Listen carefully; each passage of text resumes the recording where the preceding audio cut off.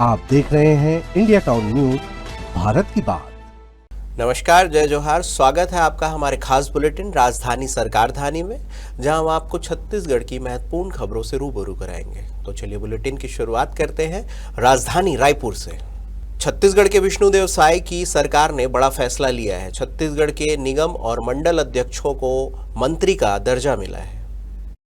साय सरकार ने यह बड़ा फैसला लिया है जिसमें 13 मंडल अध्यक्षों को कैबिनेट मंत्री और 22 अध्यक्षों और उपाध्यक्षों को राज्य मंत्री का दर्जा दिया गया है, यानी कुल 35 पदाधिकारियों को मंत्री का दर्जा मिला है।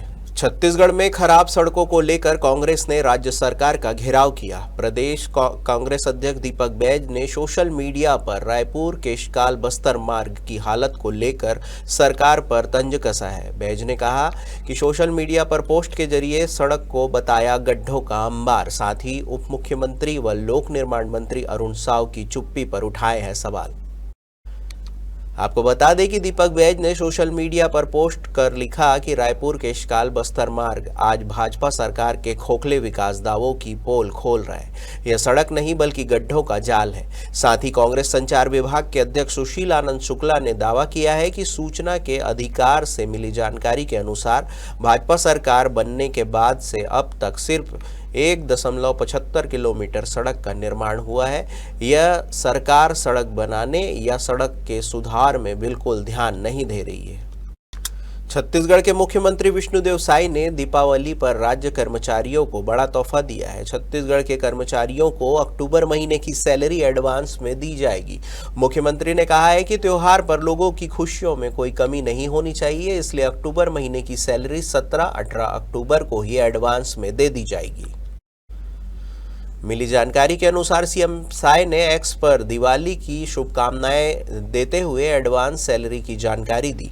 उन्होंने 17 और 18 अक्टूबर को अग्रिम रूप से भुगतान की तारीख बताई। साथ ही कहा कि दीपावली पूर्व अग्रिम वेतन भुगतान का यह निर्णय सरकार ने अपने हर साथी की खुशियों में सहभागी बनने के लिए लिया है।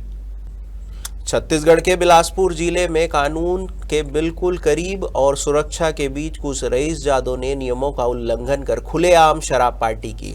हाईकोर्ट से कुछ ही दूर हाईवे पर खड़ी कार में शराब की महफिल सजी, जहां तेज म्यूजिक और बोतलों के साथ जश्न मनाया जा रहा था। यह घटना न केवल कानून व्यवस्था की खुली चुनौती दे रही है, बल्कि यह भी दर्शाता है कि कुछ रईसजादों के लिए सार्वजनिक जगह पर भी मर्यादा और नियमों का कोई मूल्य नहीं रह गया है। जिस जगह पर यह शराब पार्टी हो रही थी वह बिलासपुर हाई कोर्ट के बेहद करीब है, जो सुरक्षा और अनुशासन की दृष्टि से अति संवेदनशील इलाका माना जाता है। ऐसे में यह सवाल उठता है कि क्या कानून का खौफ अब खत्म हो चुका है। छत्तीसगढ़ में दीपावली से ठीक पहले किसानों को आर्थिक मजबूती देने वाली एक बड़ी खबर सामने आ रही है। कबीरधाम जिले के हजारों गन्ना उत्पादक किसानों को राज्य सरकार कुल 5.98 करोड़ रुपए की प्रोत्साहन राशि प्रदान की है। आपको बता दें कि यह आर्थिक सहायता सरदार वल्लभ भाई पटेल सहकारी शक्कर कारखाना मर्यादित पंडरिया को प्राप्त हुई है। शासन से धनराशि मिलने के बाद कारखाना प्रबंधन ने इसे 7,658 गन्ना उत्पादक किसानों के खाते में डायरेक्ट बैंक ट्रांसफर के माध्यम से भेजने की प्रक्रिया को सफलतापूर्वक पूर्ण किया। इससे यह सुनिश्चित हुआ कि किसानों को बिना किसी हस्तक्षेप के सीधे आर्थिक लाभ मिल रहा है। वक्त है एक छोटे से ब्रेक का। बने रहिए इंडिया टाउन न्यूज के साथ। कभी कभी चेहरे का छुपा दर्द दुनिया नहीं देख पाती है। दाग, मुहासे, झाइयाँ सब आपके आत्मविश्वास को कम कर देता है, पर अब नहीं, क्योंकि Rukhsana glow and fair face pack जो दे आपकी स्किन को वो प्यार जो सिर्फ प्रकृति दे सकती है। हर लेयर को साफ करे, हर दाग को करे हल्का और आपकी मुस्कान फिर से लौटाए। Because you deserve to glow naturally. Rukhsana herbal beauty product Amazon, Meesho और फ्लिपकार्ट में भी उपलब्ध। ब्रेक के बाद आपका स्वागत है।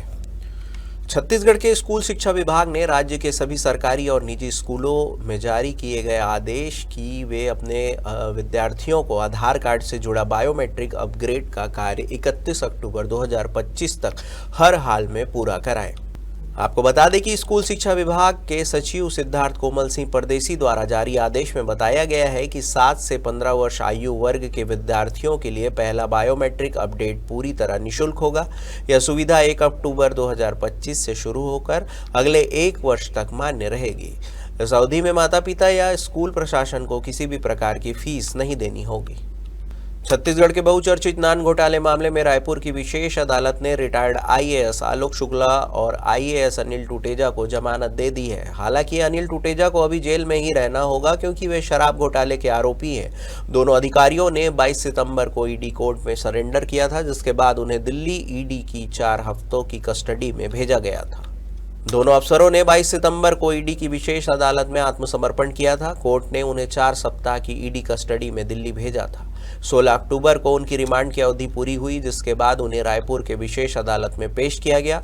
अदालत ने दोनों को सशर्त जमानत दे दी है, लेकिन शराब घोटाले में दर्ज मामले के कारण अनिल टूटेजा को जेल में ही रहना पड़ा।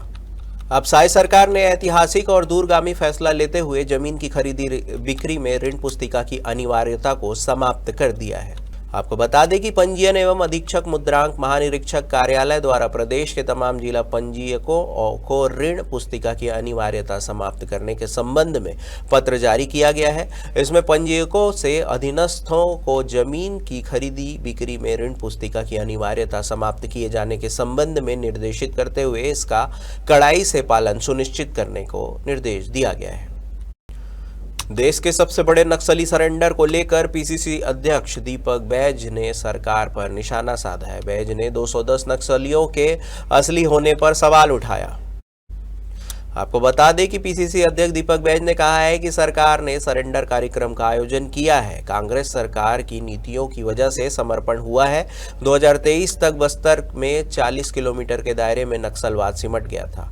उन्होंने सवाल करते हुए कहा कि बीजेपी सरकार ने बस्तर में क्या विकास किया जो नक्सली समर्पण कर रहे हैं। साथ ही कांग्रेस ने सरकार से नक्सलियों के पूरे प्रोफाइल की मांग भी की है।